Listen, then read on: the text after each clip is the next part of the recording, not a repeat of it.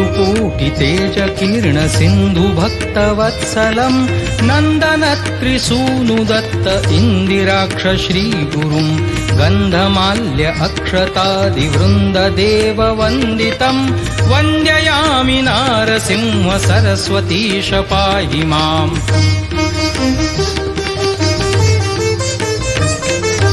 मायापाश अन्धकार छाया दूरभास्करम् आयताक्षि पाहि श्रिया वल्लभेश नायकम् सेव्य भक्तिवृन्दवरद भूयो भूयो नमाम्यहम् वन्द्ययामि नारसिंह सरस्वतीश पाहि माम्।